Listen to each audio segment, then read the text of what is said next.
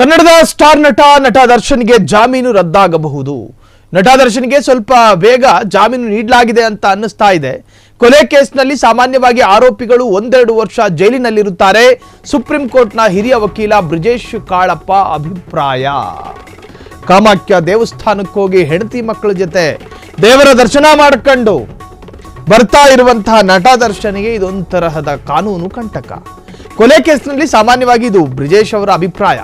Supreme ಕೋರ್ಟ್ನ ಹಿರಿಯ ವಕೀಲರು ಬ್ರಿಜೇಶ್ ಕಾಳಪ್ಪ ಅವರ ಅಭಿಪ್ರಾಯ ಇದು. ಹಿರಿಯ ವಕೀಲರು ಅವರು ಸುಪ್ರೀಂ ಕೋರ್ಟ್. ನಟ ದರ್ಶನ್ ವಿಷಯದಲ್ಲಿ ರಮ್ಯಾ ಸ್ವಲ್ಪ ಸೂಕ್ಷ್ಮವಾಗಿ ವರ್ತಿಸಬೇಕಿತ್ತು. ರಮ್ಯಾ ಸೂಕ್ಷ್ಮವಾಗಿ ವರ್ತಿಸಿದ್ದರೆ ಈ ವಿವಾದವೇ ಆಗ್ತಾ ಇರಲಿಲ್ಲ. ಸೋಷಿಯಲ್ ಮೀಡಿಯಾದಲ್ಲಿ ಕಾಮೆಂಟ್ಗಳನ್ನು ಕಂಟ್ರೋಲ್ ಮಾಡೋದು ಕಷ್ಟ. ಸ್ವಯಂ ನಿಯಂತ್ರಣವಷ್ಟೇ ಪರಿಹಾರ. ಸುಪ್ರೀಂ ಕೋರ್ಟ್ನ ಹಿರಿಯ ವಕೀಲ ಬ್ರಿಜೇಶ್ ಕಾಳಪ್ಪ ಎಕ್ಸ್ಕ್ಲೂಸಿವ್ ಅಭಿಪ್ರಾಯವನ್ನು ಹಂಚಿಕೊಂಡಿದ್ದಾರೆ. ನಟ ದರ್ಶನ್ಗೆ ಜಾಮೀನು ರದ್ದಾಗಬಹುದು ಸಾಧ್ಯತೆಗಳಿದ್ದಾವೆ. ಕಾರಣ ಅವರ ವಿರುದ್ಧ ಇರತಕ್ಕಂತಹದ್ದು ಕೊಲೆ ಪ್ರಕರಣ. ನಟ ದರ್ಶನ್ಗೆ ಸ್ವಲ್ಪ ಬೇಗ ಜಾಮೀನು ನೀಡಲಾಗಿದೆ. ಒಂದು 6-7 ತಿಂಗಳ ಒಳಗಾಗಿ ಅವರಿಗೆ ಜಾಮೀನು ಸಿಗುತ್ತೆ. ಕೊಲೆ ಕೇಸ್ನಲ್ಲಿ ಸಾಮಾನ್ಯವಾಗಿ ಆರೋಪಿಗಳು 1-2 ವರ್ಷ ಜೈಲಿನಲ್ಲಿರ್ತಾರೆ.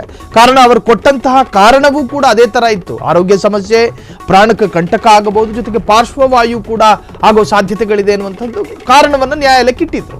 ನಟ ದರ್ಶನ್ ವಿಷಯದಲ್ಲಿ ರಮ್ಯಾ ಸ್ವಲ್ಪ ಸೂಕ್ಷ್ಮವಾಗಿ ವರ್ತಿಸಬೇಕಾಗಿತ್ತು. ರಮ್ಯಾ ಸೂಕ್ಷ್ಮವಾಗಿ ವರ್ತಿಸಿದ್ದರೆ ಬ್ರಿಜೇಶ್ ಅವರು ಎಕ್ಸ್ಕ್ಲೂಸಿವ್ ಆಗಿ ಫ್ರೀಡಮ್ ಟಿವಿಯ ಜೊತೆ ಅವರ ಅಭಿಪ್ರಾಯವನ್ನು ಹಂಚಿಕೊಂಡಿದ್ದಾರೆ. ನೋಡ್ಕೊಂಡು ಬರೋಣ. ಸರ್, ಈಗ ಈ ದರ್ಶನ್ ಪ್ರಕರಣಕ್ಕೆ ಸಂಬಂಧಪಟ್ಟ ಹಾಗೆ ಎಲ್ರಿಗೂ ಇರ್ತಕ್ಕಂಥ ಈಗ ಫೈಟ್ ಆಗ್ತಾ ಇದೆ ನಟಿ ರಮ್ಯಾ ಅವ್ರ ಜೊತೆಗೆ. ಇದಕ್ಕೆ ಸಂಬಂಧಪಟ್ಟ ಹಾಗೆ ದರ್ಶನ್ ಕೇಸ್ ಏನಾಗ್ಬೋದು ಅಂತೇಳಿ ನಿಮ್ಮ ಅಭಿಪ್ರಾಯದ ಪ್ರಕಾರ ಸುಪ್ರೀಂ ಕೋರ್ಟ್ ಅಲ್ಲ, ಸುಪ್ರೀಂ ಕೋರ್ಟಲ್ಲಿ ನಾನು ಕೇಳಿ ಬಂದಿರೋದು ನನಗೆ ಮೋಸ್ಟ್ಲಿ ಅವ್ರಿಗೆ ಬೇಲ್ ಡಿನೈ ಆಗ್ತದೆ, ಬೇಲ್ ಕ್ಯಾನ್ಸಲೇಷನ್ ಆಗ್ತದೆ ಅಂತ ಹೇಳಿ ನನಗೆ ಕೇಳಿ ಬಂದಿರೋದು ನನಗೆ. ಬಟ್ ಇದೇನು ಹೊಸ ಪ್ರಕರಣ ಅಲ್ಲ, ಹೊಸ ವಿಚಾರ ಅಲ್ಲ ಇದು. ಯಾಕೆಂತ ಹೇಳಿದ್ರೆ ಇದು ಏನೇ ಇದ್ರೂ ಕೂಡ 302 ಮರ್ಡರ್. ಯಾವ ನಮ್ಮ ಸಂಜಯ್ ದತ್ ಅವ್ರು ಎಷ್ಟು ವರ್ಷ ಇದ್ರು ಅವ್ರ ಜೈಲಲ್ಲಿ?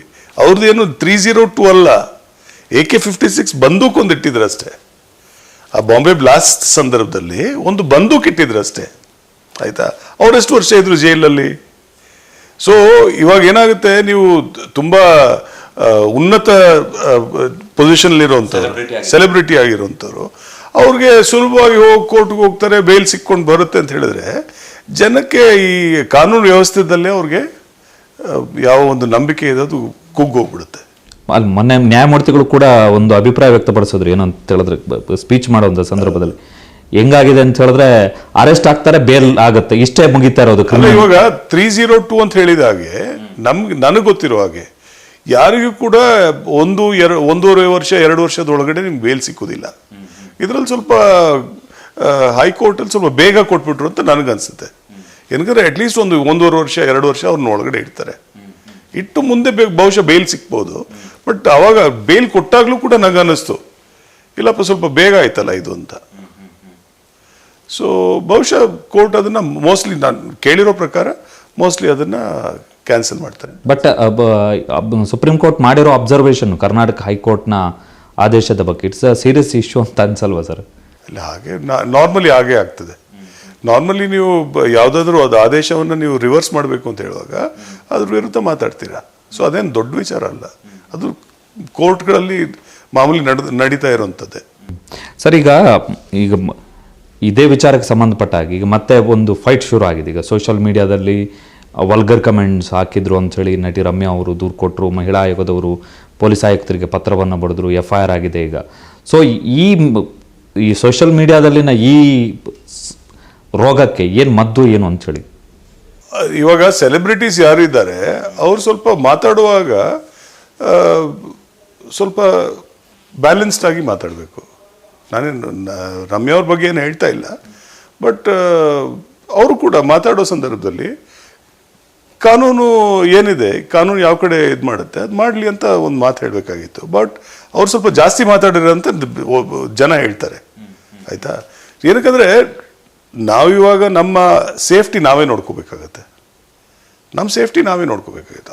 ಅವ್ರು ನಾನು ತಿಳ್ಕೊಂಡಿರೋದ್ರಲ್ಲಿ ರಮ್ಯಾ ಅವ್ರಿಗೆ ದರ್ಶನ್ ಅವ್ರ ಬಗ್ಗೆ ಏನು ಕೆಟ್ಟ ಅಭಿಪ್ರಾಯ ಇಲ್ಲ. ಅವ್ರು ಆ್ಯಕ್ಚುಲಿ ಒಂದೆರಡು ಸಿನಿಮಾದಲ್ಲಿ ಒಟ್ಟಿಗೆ ಕೆಲಸನೂ ಮಾಡಿದ್ದಾರೆ, ಆ್ಯಕ್ಟ್ ಮಾಡಿದ್ದಾರೆ. ಸೊ ಆ ಸಂದರ್ಭದಲ್ಲಿ ಇದ್ದಾಗ ಅವರು ಯಾವ ಪದ ಬಳಕೆ ಮಾಡಿದ್ರು ಅದರಲ್ಲಿ ಸ್ವಲ್ಪ ಅವರು ಸೂಕ್ಷ್ಮತೆ ಕಾಪಾಡ್ಕೊಂಡಿದ್ದಾರೆ. ಬಹುಶಃ ಈ ಪರಿಸ್ಥಿತಿ ಉದ್ಭವ ಆಗ್ತಿರ್ಲಿಲ್ಲ ಅಂತ ನನ್ನ ಅನಿಸಿಕೆ. ಬಟ್ ಈ ಕೇಸ್ನಲ್ಲಿ ಈಗ ರಮ್ಯಾ ಅವರು ಕೂಡ ಈಗ ಅವರು ಕೊಟ್ಟ ದೂರಿನ ಆಧಾರದಲ್ಲಿ FIR ಆಗಿದೆ. ಈಗ ಪವಿತ್ರ ಗೌಡ ಕೂಡ ರೇಣುಕಾಸ್ವಾಮಿ ಕೂಡ ಸೇಮ್ ಥರದ ವಲ್ಗರ್ ಮೆಸೇಜ್, ವಲ್ಗರ್ ಇಮೇಜಸನ್ನು ಕಳಿಸಿ ಪ್ರೊವೋಕ್ ಮಾಡಿರುವಂಥದ್ದು.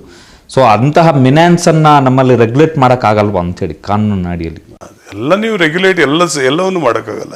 ಇವಾಗ ಏನಾಯಿತು, ಅವಾಗ ಪ್ರವೀಣ್ ಸೂದ್ ಅವರು ಇಲ್ಲಿ DGP ಇದ್ದರು. ಸೊ ಒಂದು senior officer from a big organisation, large organisation, ಅದು ಐ ಥಿಂಕ್ ಗೂಗಲ್ ಇರಬೇಕು. ಅವ್ರು ಏನು ಹೇಳಿದ್ರು, ನನ್ನ ಭಾವಚಿತ್ರವನ್ನು ವಾಟ್ಸ್ಯಾಪಲ್ಲಿ ಬೇರೆ ಯಾರು ಹಾಕ್ಕೊಂಡು ಅದನ್ನು ನಾನು ಅಂತ ತೋರಿಸ್ಕೊಂಡು ಅವರು ಜನರನ್ನ ವಂಚನೆ ಮಾಡ್ತಿದ್ದಾರೆ ಅಂತ ಒಂದು ಕಂಪ್ಲೇಂಟ್ ಕೊಟ್ಟರು ಗೂಗಲ್ ಅವರೇ, ಆಯಿತಾ. ಸೊ ನನ್ನ ಹತ್ರ ಬಂದರು, ನಾನು ಹೇಳಿದೆ ಇದು ಏನೂ ಆಗೋದಿಲ್ಲಪ್ಪ ಇದರಲ್ಲಿ ಅಂತ. ಸೊ ಅವ್ರು ಏನು ಮಾಡಿದ್ರು, ಇಲ್ಲ ನೀವು ಒತ್ತಾಯ ಮಾಡಿ ನನಗೆ ಸೂದ್ ಅವ್ರ ಹತ್ರ ಕರ್ಕೊಂಡು ಹೋಗಿ ಅಂತ. ಸರಿ, ಸೂದ್ ಅವ್ರ ಹತ್ರ ಕರ್ಕೊಂಡು ಹೋದೆ ನಾನು.